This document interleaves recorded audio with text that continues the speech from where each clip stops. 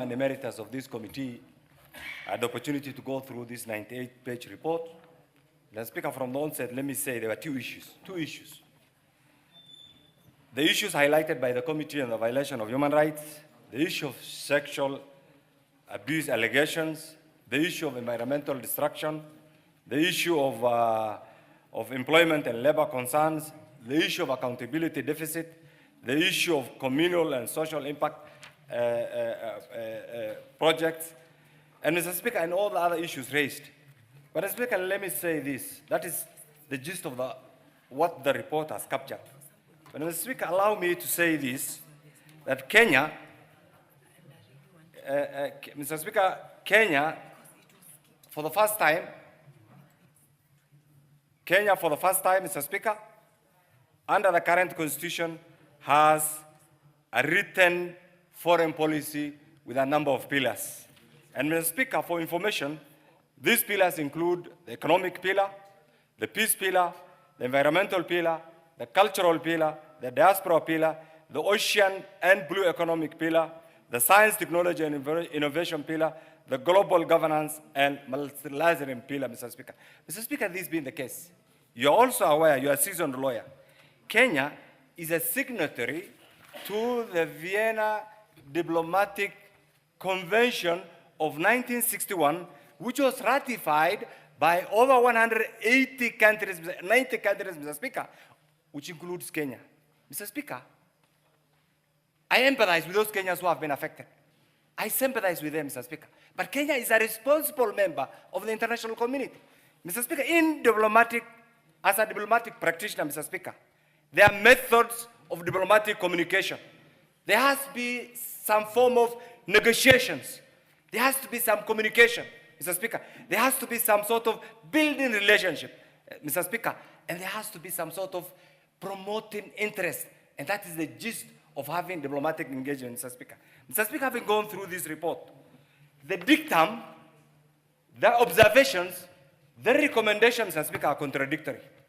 The dictum, Mr. Speaker, if you go through, and I can see some lawyers here, is injurious, undiplomatic, and Mr. Speaker, and unfriendly. Mr. Speaker, in diplomatic engagement, there are types of relations. There is bilateral relations, there is multilateral relations, Mr. Speaker, and there is triangular relations, Mr. Speaker. All these are anchored under 5 diplomatic formats, Mr. Speaker. There is formal diplomatic engagement. There is informal diplomatic engagement. There is, Mr. Speaker, citizen-based diplomatic engagement. There is conference-based diplomatic engagement. And there's also silent diplomatic engagement, which is called the ice diplomacy, Mr. Speaker. Mr. Speaker, taking this into account, the issue I've gone through the report and they say they have issued a summon. They have invited. No, there are different methods of interacting with any diplomatic institution. We have a note verbal. A note verbal, Mr. Speaker, is an informal, unsigned communication.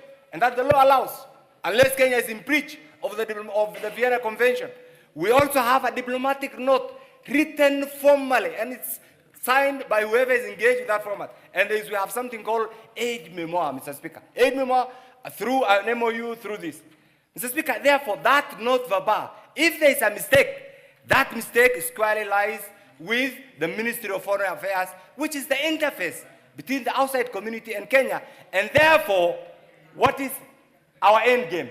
Our end game is to correct injustices while promoting the relationship, the historical relationship that we have had with the British government, Mr. Speaker.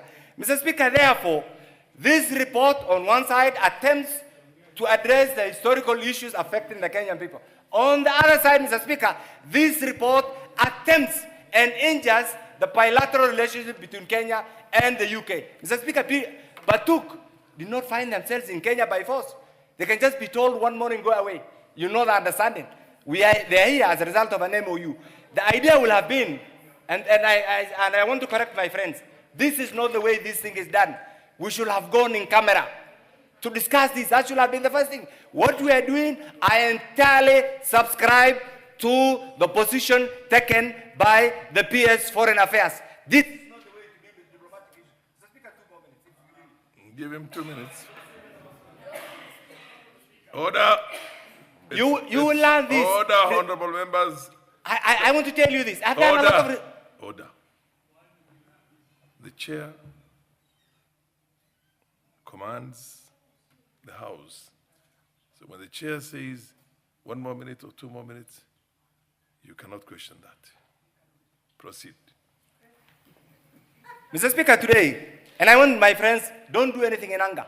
You are all diplomats, and all of you subscribe to parliamentary diplomacy. Our officers are in Haiti as part of our peace-building diplomacy. Our officers have served in the UN as some of the best peace security diplomats, Mr. Speaker. We cannot purport to destroy the historical relationship we have built with the British people, with the British government, with the outside community, because of a problem that we can correct. As much as I empathize, and there's need to correct that, this is not the way diplomatic engagements are done. I want to urge my colleagues here that this report be withdrawn, be subjected to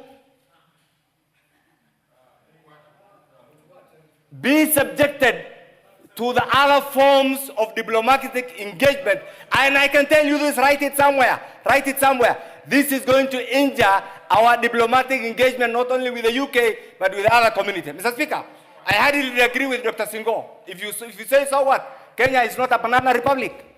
We need foreign direct investment. We need diplomatic engagement. We need to protect that image of being a premier republic, Mr. Speaker.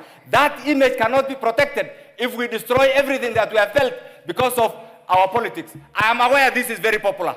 I'm aware this is sentimental. I'm aware so many things touch on this. But equally, we have an image to protect. We have a country to protect. Mr. Speaker, I stand here as a person who has been the chair of this committee to totally oppose this report and have this report subjected to other methods of communication between... Order.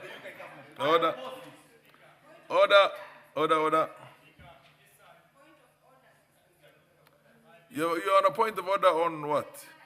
No, he has already said. You rise on a point of order when a contributor is on his feet or her feet. The Honorable Murugara, the chair of the Legal Justice and Legal Affairs Committee. Yes. Justice and Legal Affairs. Thank you. Thank you very much, Honorable Speaker.